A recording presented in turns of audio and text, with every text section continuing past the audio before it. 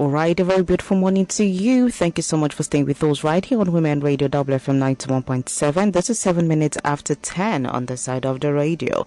I hope your day is going on well. Thank God it's Friday. So yes, the weekend is upon us. I'm hoping that we're going to have a great weekend. Yes, my name is Rose Yusuf Kaiser and I'm standing in for Blessing this morning. Blessing is unavoidably absent. So I'm standing in for her this morning on the program Radio Doctor. All right, so today on the program, of course, you know that Radio Doctor comes to you Mondays to Fridays, where we get to talk about different aspects of your health. And today we have Dr. Abiola Ajayi with us, and we are going to be looking at a stroke, early signs and prevention. Now, this could actually be very common. All right, and of recent, I've been seeing a lot of young people actually falling under this particular health condition. But we're going to go, in depth of all of this so that we're able to have a perfect understanding of what stroke is, early signs, prevention, and how we can actually take care of ourselves against stroke. So this is Radio Doctor, your free health consultation program where real doctors advise real people. Radio Doctor is Nigeria's first specialized health program where medical doctors consult for free and advise right here on Women Radio WFM 91.7, and this comes to you Mondays through Fridays 10 to 11 a.m. Once again, my name is Rose Yusuf Kaiser, and our Radio Doctor for today is Dr. Abiola Ajayi, the MD and CEO of ROA Specialist Hospital. Good morning, Dr. Abiola. It's good to be with you this morning on the program. Good morning to you, too. I'm happy to be here. All right. I hope that your week has been great, and you're looking forward to a great weekend, too. Absolutely fantastic. Thank you. Okay. All right, so today on Radio Doctor, Dr. Abiola Ajayi, the MD, CEO of ROA Specialist Hospital, will be consulting and advising on stroke, early signs, and prevention. So that's what we're going to be doing today. Now, the phone lines will open shortly for you to call in and ask your questions. All right, so at about this time, it's 9 minutes after 10, and this is the program Radio Doctor on Women Radio WFM 91.7, Nigeria's first radio station for women and their families. All right, so we would definitely be giving out the doctor's number at the end of the show. So I urge you all to listen and, of course, get his contact details, his social media handles, and that of the hospital too at the end of the show. All right, so let's go ahead and, of course, get to understand what stroke is and how it affects us. But before then, all right, let's just understand that, and then we get to open up the phone lines after that for you to call in and ask your questions, your concerns, and maybe share your experiences too with us so that the doctor here can advise you accordingly. All right, Dr. Abiola, let's head on straight to the conversation for today. So let's understand what stroke is and how it affects the body. Now, a lot of times we get to see that sometimes we see people that would go to bed fine, normal, and then in the morning they're telling you that they can't move one part of their body. Or somebody sitting gisting, and before you know it, the person gets up to walk to somewhere and the person is falling. All right, and when the person is taken to the hospital, you get to hear that, it is partial stroke, or one part of the body cannot move. So there are a lot of, incidences like this. And, unfortunately, there's some young people that I think I've seen one or two people who are close to me, pretty young, just I think under 40s, and they've actually, fallen down to stroke. Before, we know that when you see stroke, it's old people's, thing. But now it's like, it's more common than what we think. So tell us about stroke, doctor, and how it affects the body. Yeah, that's an excellent introduction. This is something that's affecting all of us. A stroke happens when the blood flow to a part of the brain is interrupted or reduced, and that keeps that part of the brain from receiving oxygen and nutrients, which can result in those brain cells dying within minutes of reduced blood flow. And your brain is it's separated into different parts. So different parts of your brain control speech, control motor activity, and do other things. So if the blood supply to a particular area of the brain that controls speech is interrupted, then during a stroke, then that person will have trouble, trouble speaking afterwards. It's very significant in Nigeria. There's almost about 110,000 Nigerians die a year from stroke. 6.6 million, about almost 7 million die worldwide, and it's in Nigeria. It's about the number one cause of medical death nowadays. It goes back and forth between that and high blood pressure, but stroke is it's fast approaching number one. Wow. Okay, so and since you said in Nigeria, Doctor, do you think that maybe we're doing something that other nations or countries are not doing, or why so? Because I'm just curious, because it seems like a lot of health issues that other nations get to deal with, when it comes to Nigeria, it's just like we are not taking it serious, or it happens more here. Why do you think we have that? Well, in here, the high mortality rate or the high death rate is linked to limited access to specialized care, underfunding, and what I see all the time, delayed hospital presentation. So that's why this kind of program is good. So we educate the public on, not to stay at home, and what signs to look for. I know we'll talk about that, but oftentimes, in the U.S., almost every major or large hospital will have a stroke center or a stroke ward, and look at our roads, look at our ambulance services. There it's difficult to get very quick attention. Every minute that your brain has that blocked blood flow, you lose almost 2 million brain cells, and it's very difficult to, if impossible, to get any of those cells back. So it's the timing, lack of presentation, ignorance in terms of symptoms all play a large role in Nigeria, especially. In the U.S., stroke is still a leading cause of death too. About 150,000 people die a year from it. But they do have a little bit better services for treatment. Okay. All right. Thank you so much, Dr. Abiola, for taking us through this morning. All right. This is Women Radio WFM 91.7, and it's about 14 minutes after 10. And this is the program Radio Doctor, your free health consultation program where real doctors advise real people. And today, Dr. Abiola of ROA Specialist Hospital is advising and talking to us about stroke, early signs and prevention. So the phone lines will be open. The number to call is 07000 917 917. Our toll-free number for female callers is 0800 1235 917. 0800 1235 917. And of course, you can send us a WhatsApp message to 070-317-56537. That's the number to send in a WhatsApp message, 070-317-56537.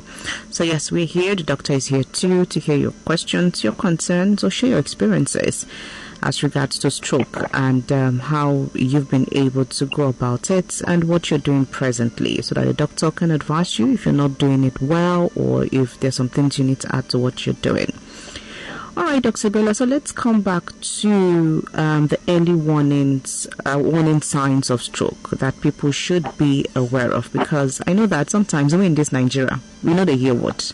We will just be keeping it to ourselves. It's small headache, it's just small something. Let me just take pain reliever. Let me just do this. And before you know it, you just keep compounding issues for yourself until you are not able to sort it out by yourself. And then you remember that, there's doctor that I need to go and see. And then you go, doctor, help me, save my life, So there's a lot of that goes on.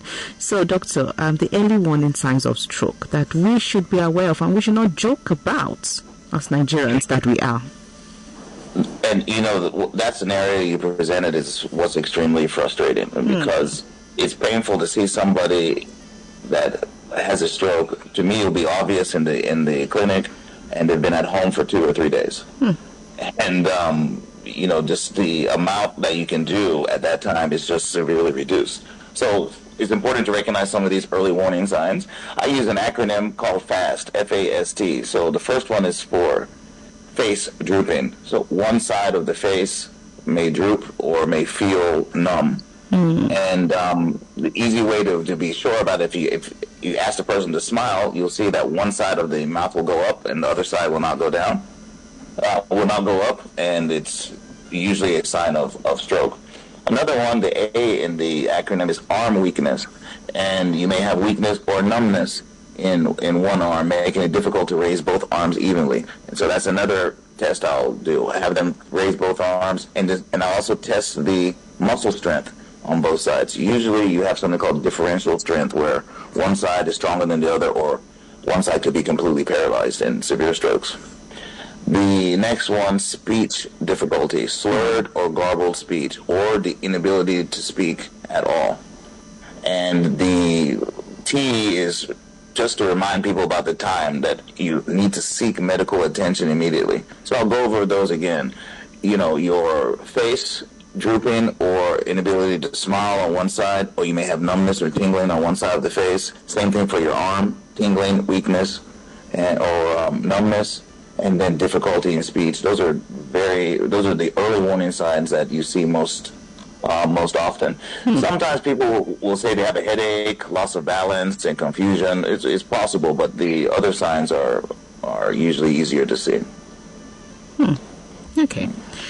All right. Thank you, Doctor, for taking us through that. I just hope that, we all are listening to all of this and we are taking note of it, because you could just have somebody who has been telling you that, I'm feeling one kind of weakness around my arm. And you'll just be saying, don't worry, maybe you sleep on top of the arm, or maybe something. So let's take note of this, because a lot of things that we take for granted are the things that come back to hurt us more, especially medically.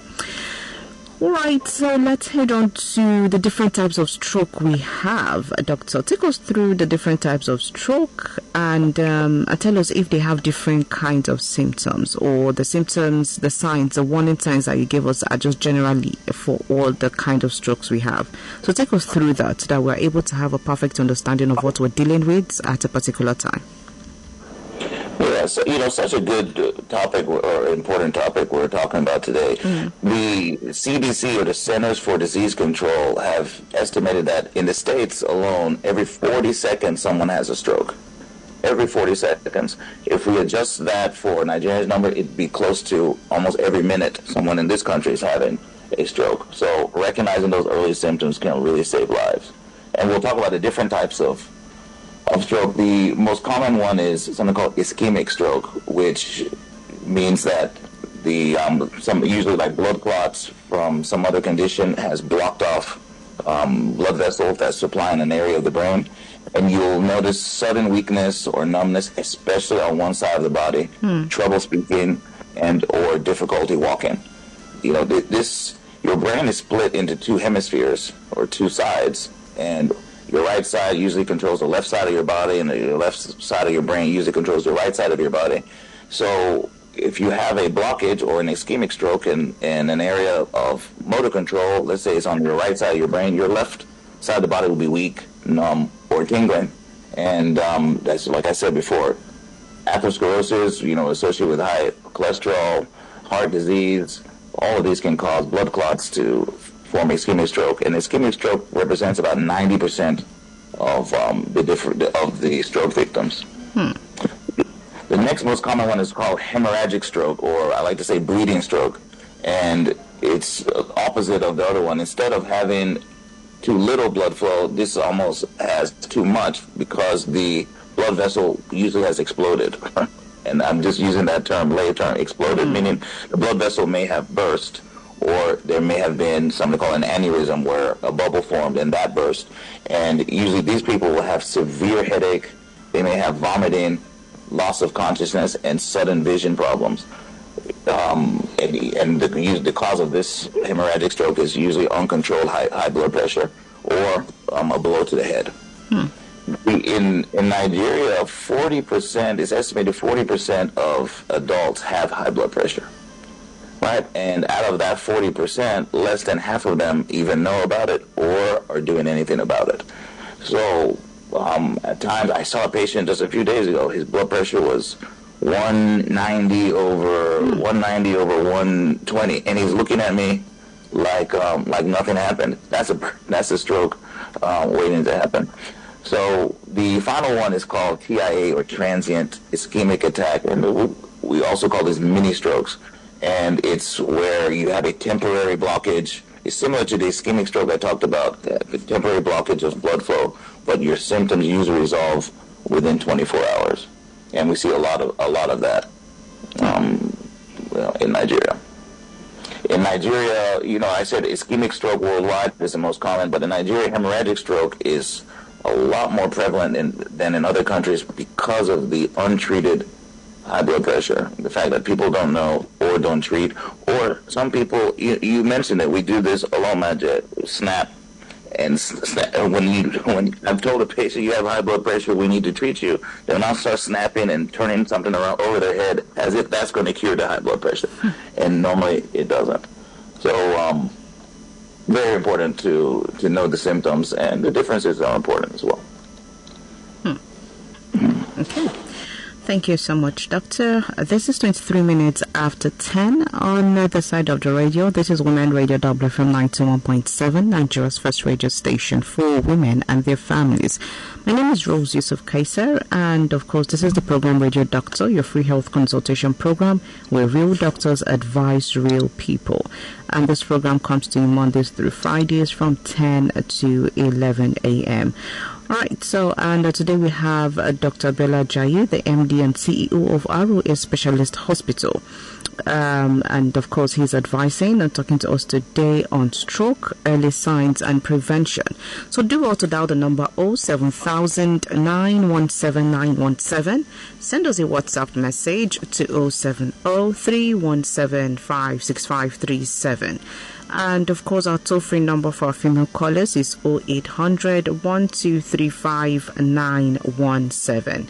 All right, so those are the numbers to get in touch with us today. And at the end of the program, we'll be giving out the doctor's number, how to reach him, and of course, social media handles, how you can also reach ROA Specialist Hospital. We'll all be reading out all of this at the end of the program. So you would want to stay tuned just in case you have more, you need more clarification, or you need to get in contact with the doctor. I would definitely give that out to you. All right, now the doctor has been able to take us through what stroke is, how it affects us, some of the early warning signs, the different types of stroke we have.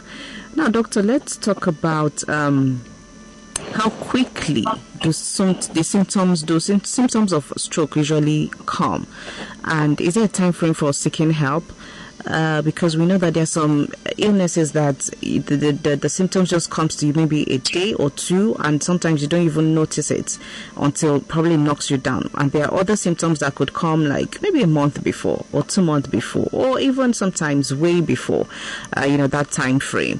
And it keeps giving you time to get yourself checked, but out of our stubborn nature, we just keep dragging the issue. So for stroke, how quickly do the symptoms come to us, and is there a time frame that we need to seek help? So, for stroke symptoms can appear suddenly and without warning. We talked about symptoms of facial drooping, muscle weakness, and such. Those can happen almost immediately that the stroke occurs, ranging from seconds to just merely minutes. And, I mentioned before, 1 minute of blockage can kill 2 million brain cells. So imagine if you have a blockage there for 5 minutes, what's going on? There is a time frame for seeking help, and this is also painful, because if you can get the person, if they have ischemic stroke, that's the most common type of blood clot that has caused an issue. If you can get to them within 3 to 5 hours, then there's some drugs that can actually break up that clot, return the blood flow, and you see that like 90% of those patients have very good recovery. The issue is that it's rare in Nigeria to see people within that window.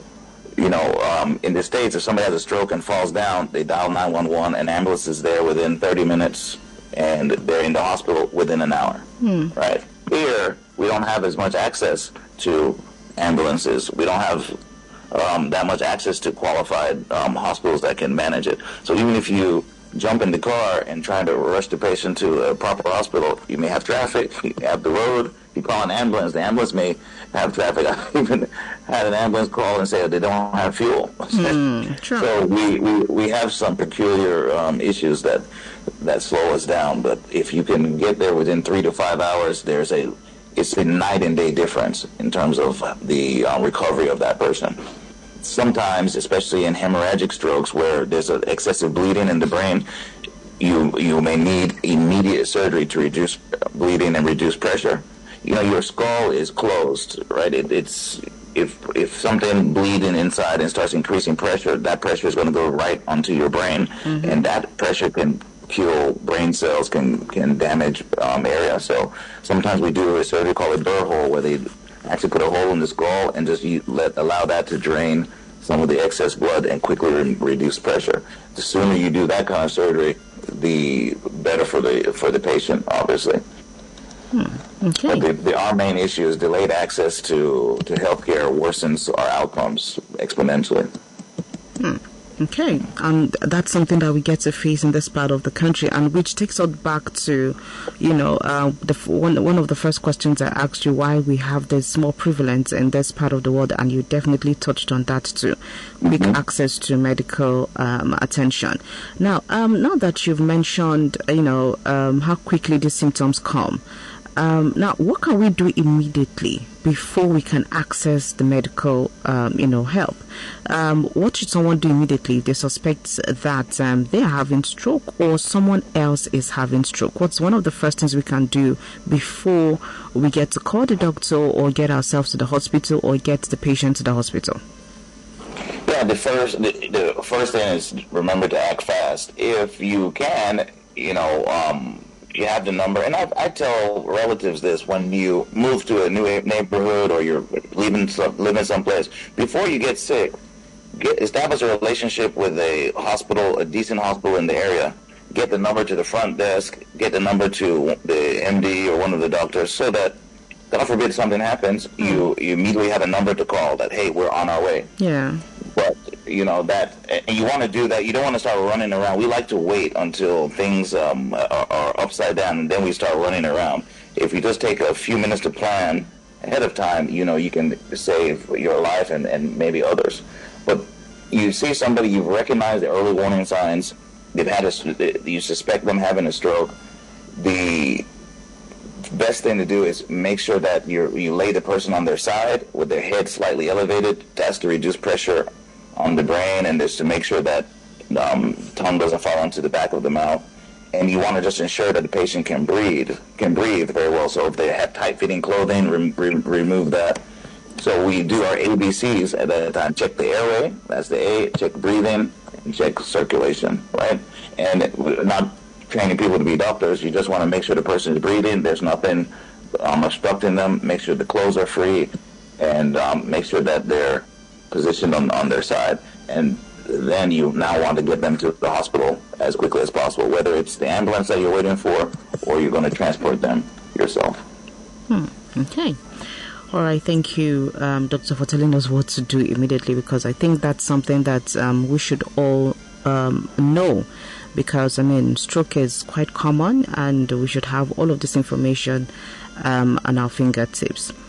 All right, doctor, so let's come to this important question, because a lot of us, or rather in Nigeria, we get to go through some sort of habits, or we get to go through some sort of activities that could actually increase our risk of having stroke. So using Nigeria now as a case study, what are some of the common risk factors that could increase a person's likelihood of having a stroke?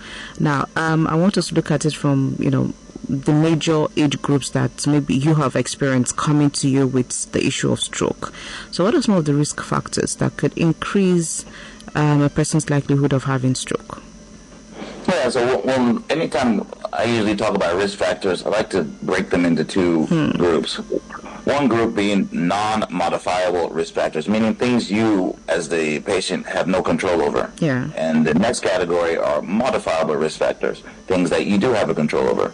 When we talk about non-modifiable risk factors, you may wonder, well, if I don't have any control on it, what is it? Why even know it? It's because that you should be able to know that risk increases based on certain things. And if you have a high risk, it may mean that you need more frequent checkups. That's the most beneficial.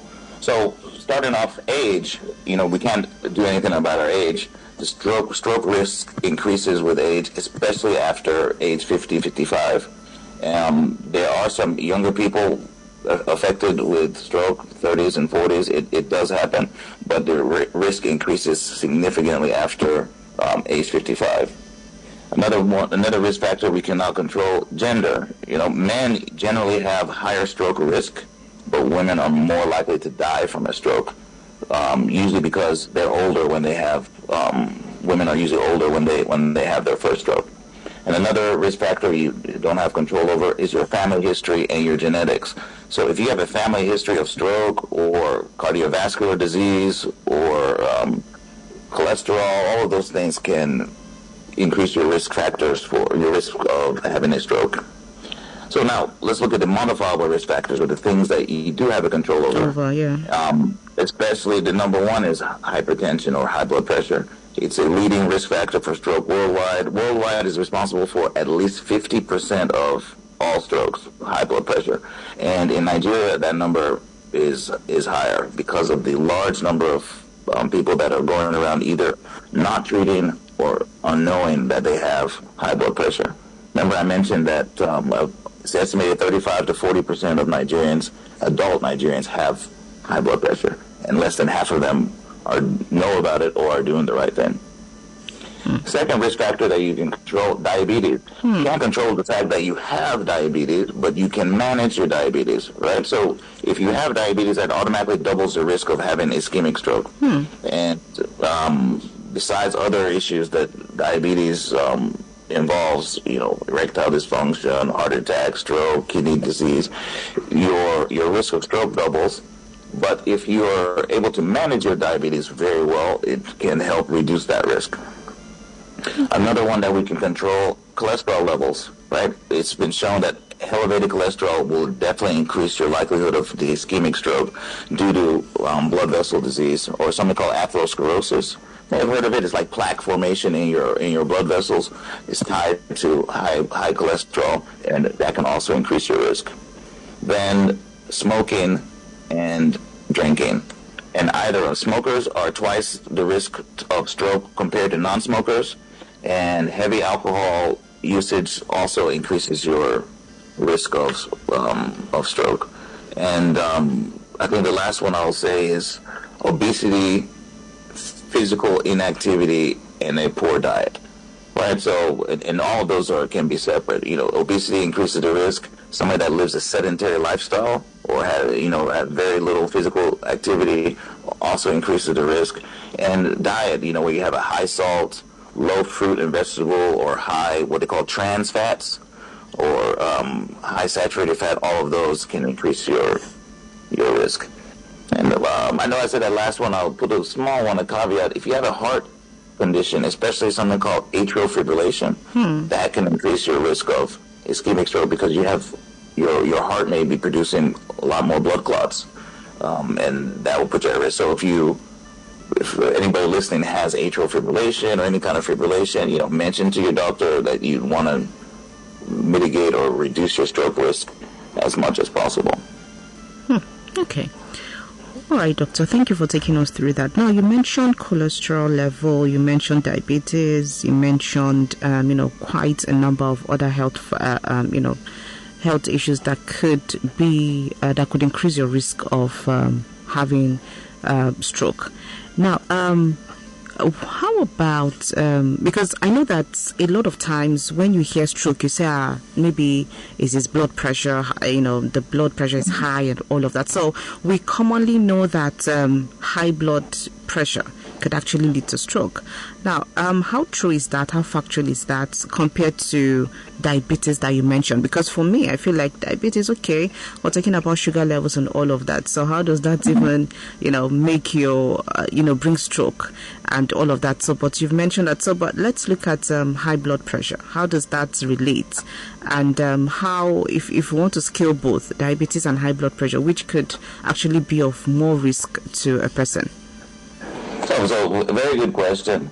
I would put high blood pressure number one, diabetes number two. So if high blood pressure is responsible for over 50% of the cases, diabetes responsible for probably 30 to 35%. Right, so it's very significant.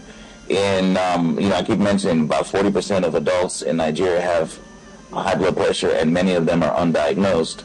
There was a study done in the U.S. that showed that controlling blood pressure reduces your stroke risk by up to 50%. Right? So, and it makes sense. If you know that high blood pressure is implicated in over 50% of the cases, then treating or making sure you control your high blood pressure should hopefully reduce your risk by 50%. Diabetes doubles your risk of ischemic stroke. So controlling your blood sugar was also going to reduce that risk. Right? And those, even if those are the only two we talked about, high blood pressure and diabetes, we've talked about up to 80 to 85% of the cases. The only other one that's more that's statistically significant, is cholesterol. Right? So, but high blood pressure is number one. Diabetes is a very close number two. Okay. All right. Thank you for clarifying that, because we know that a lot of times it's just about blood pressure here, not knowing that diabetes could actually do so. So now we know that there's diabetes in that mix, there's cholesterol level in that mix also, and a lot of habits that we get to do that would increase our risk of stroke.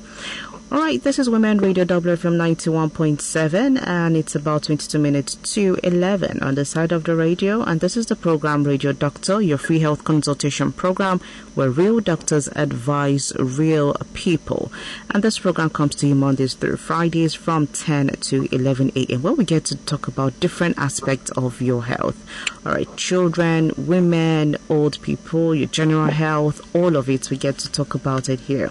All right, and today we have Dr. Abiola Ajayi, the MD and CEO of ROS Specialist Hospital, and of course he's consulting and talking to us today about stroke, early signs and preventions. So our phone lines are open. Do well to dial the number 07000 917 917.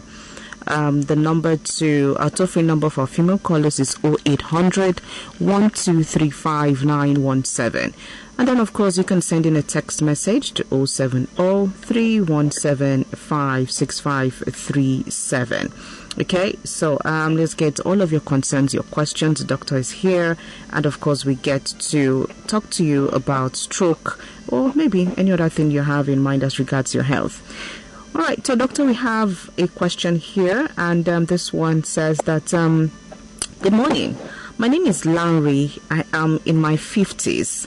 I want to ask question not pertaining the topic of this morning. He says, I have been having issues sleeping at night for some months now. I want to know what I can do to sleep well.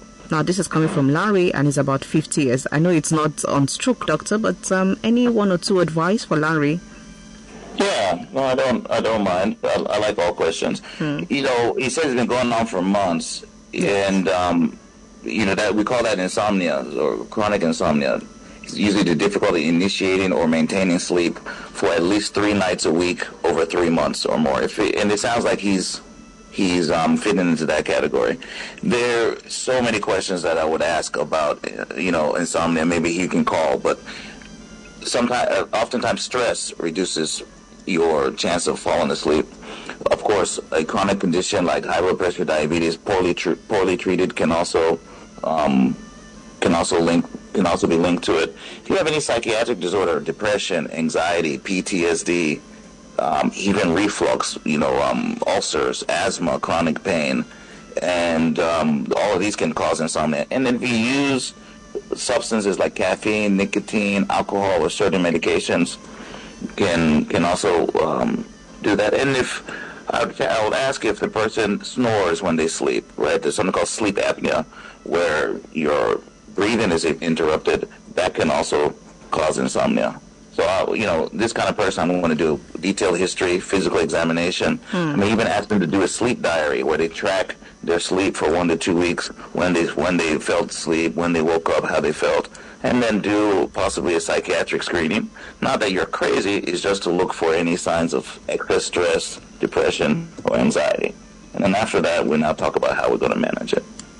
Okay. All right. I like the part of saying not that you're crazy, but you just have to, check that out because I know how sometimes we think about these things. All right. Thank you so much, Doctor, for answering Larry.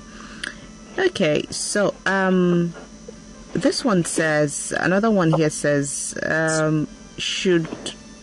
Okay. So this is an advice for Mr. Larry. This is coming from Hayford Osage from College Road. It says Mr. Larry should exercise often. That's one of the good remedies. So what do you think about this, Doctor? Exercises? I think that's excellent advice. I think that's fantastic. When you're exercising, your sleep improves dramatically. It's fantastic advice. I've noticed it myself. And when we're talking about exercising, we're not talking about too much. This is 3 days a week. If it's high intensity, 10 minutes each time, but that's enough to, that's 30 minutes cumulative for the whole week. That's enough to make change, and I like that advice. Okay, all right. Thank you, Hayford Osage, for giving that advice to Mr. Larry. So, Mr. Larry, I hope that you've heard all what the doctor said, and also what Hayford Osage has also added to what the doctor said. So, do well to take all of it seriously, and, hopefully everything will improve.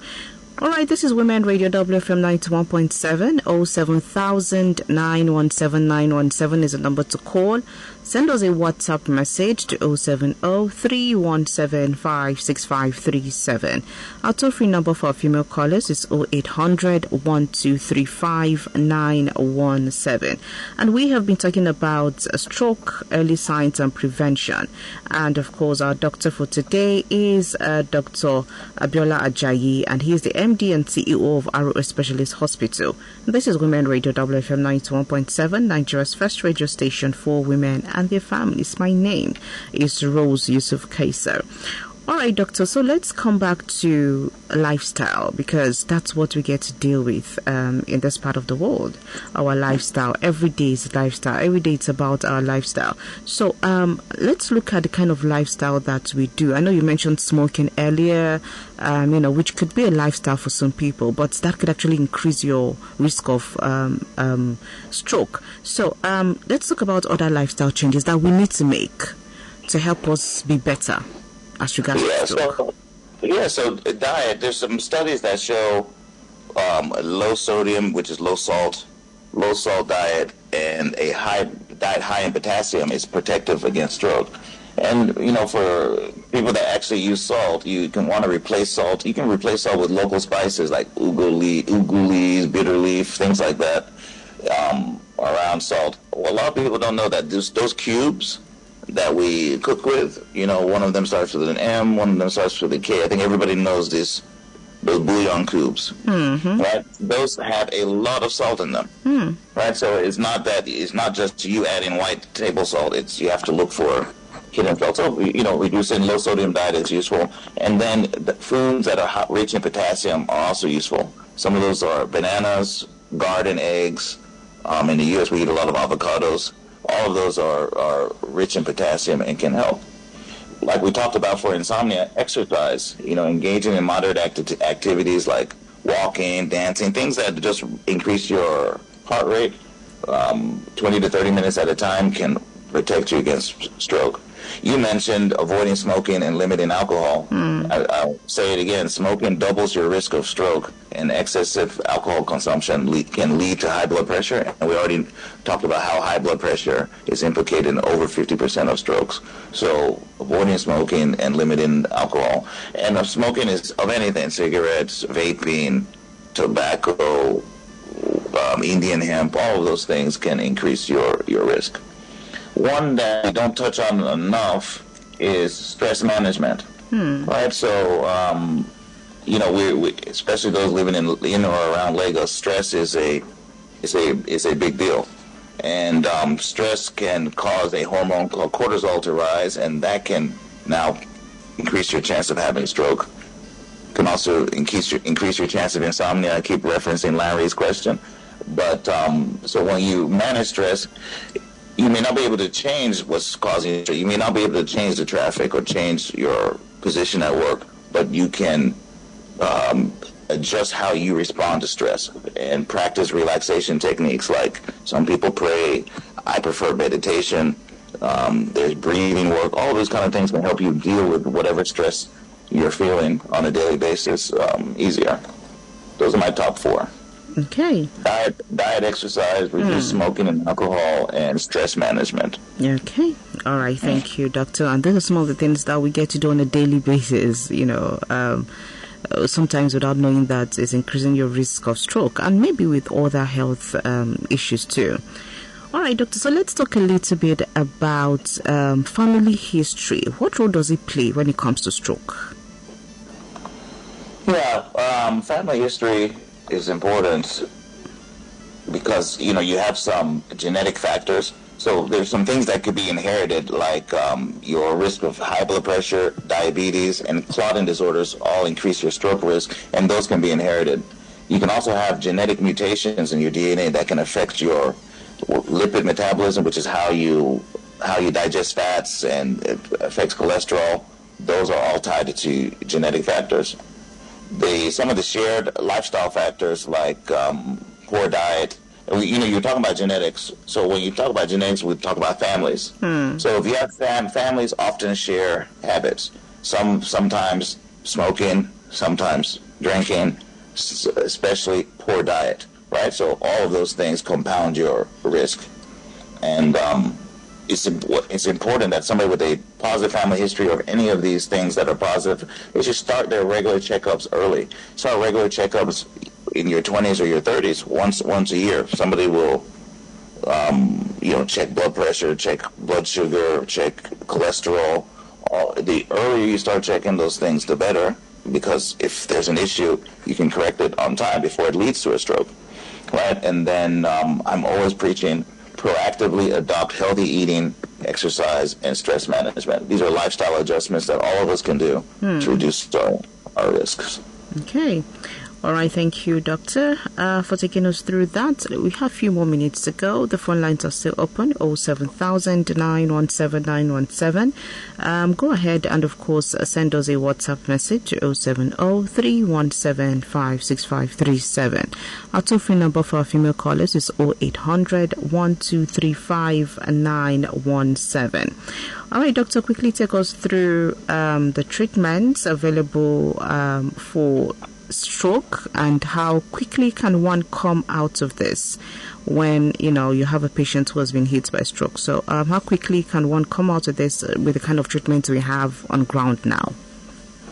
Yeah, I was pleasantly surprised to learn that in Lassuth and some of these teaching hospitals, they have something called TPA, or tissue plasminogen activator. It's a drug that can help dissolve clots, and if it's administered, the studies say if it's administered within 4.5 hours, just under 5 hours, if you can give them that, it can actually dissolve the clot, restore the bleeding, restore the blood flow, and if that person had difficulty speaking, you can restore the speech. If they had difficulty moving their hands, you can restore it. As opposed to what you normally see with someone that has a stroke, the rehab process to try and get back your speech or get back your muscle control or your muscle strength can take months, even years. So if you're able to get the person for an ischemic stroke there within 4 to 4.5 hours, less than 5 hours, you can really save them. Another treatment we have is something called mechanical removal of clots. So at times surgery can be done to remove those clots and try and restore blood flow. For those that have the hemorrhagic stroke or the bleeding stroke, the most common emergency surgery is that burr hole I mentioned before, where you drill a hole around where the swelling, where the excess blood is, and they allow that blood to drain. Very, very useful. Not only saving the person's life, but also reducing the chance of them having long-lasting deficits after the stroke. Okay. All right, doctor. Thank you very much. Sorry to interrupt you, but can you see that the treatment is limited? There's, it's either you get that drug within a few hours, or we're going to drill a hole in your head to reduce bleeding. it's the work for the treatment is done in prevention. I'll say it one more time. The work for the treatment is done in prevention. If you can prevent these things, control your blood pressure, control your blood sugar, that's the best treatment. That's the most effective treatment. Oh, wow. Then wait until after you have a stroke, and then you're not running around looking for some drugs that may or may not be available. Just tell us in a nutshell, doctor, that we should just be preventing it. That's it. That's it. Prevention, because it's not easy to fall ill in Nigeria. It's not easy at all. Very true. Very true. All right, thank you so much, doctor. So let's have your final words at this. Maybe there's something that we didn't touch, which is important that you need us to take home from this topic today. No, I'm just going to restate the most important is recognizing and acting on stroke symptoms early can save lives. And stroke is preventable and a treatable condition if it's addressed properly. People should prioritize regular health checkups or well checkups when you're feeling fine, when nothing is wrong. It's still useful, very useful to have a checkup. Adopt a heart-healthy lifestyle, which is exercise and diet, and remember that FAST, facial activities and time, the FAST acronym I gave earlier. Thank you very much for having me on the program. Oh, thank you too, doctor, for taking our time to talk to us and all our listeners this morning. Thank you. My pleasure. I'll be back if you invite me. Yes, of course. We'll definitely be glad to have you back. All right, have a great weekend, doctor. Same to you. Have a good weekend. All right, so that's it coming from Dr. Abiola Ajayi, the MD/CEO of ROA Specialist Hospital. A very big thank you to him for today's free consultation and advice on stroke, early signs and prevention. All right, now for consultations, you might want to grab a pen and paper to get this one. And this, I've been saying I will give you his contact at the end of the show. So here we are. So to reach Dr. Abiola Ajayi, MD/CEO of ROA Specialist Hospital, you can reach him on 0913 579 5108. All right, so I'll just go over that again. 0913 579 5108. All right, and you can also get in touch with him through the number 0816 601 4901. 0816 601 4901 for an appointment and directions. All right, you can also reach Dr. Abiola on any of the social media pages below. On Facebook, Instagram is ROA Specialist Hospital. So the ROA is in capital letter. Facebook and Instagram, ROA Specialist Hospital. Now on YouTube and X, which we know as Twitter, you can reach the hospital on you can just go ahead and type ROA Hospital. That's for YouTube and Twitter. Facebook and Instagram, ROA Specialist Hospital. YouTube and Twitter, that's X, ROA Hospital. Or you can visit the website www.theroahospital.com. www.theroahospital.com. Thank you all so much for listening, and for all of you who sent in a text message, we say a very big thank you to you. Radio Doctor on Women Radio 91.7 is Nigeria's first specialized health program, broadcast Monday through Friday 10 a.m. Now do want to join us again on Monday morning, all right here on the program where we take you through children's health on radio.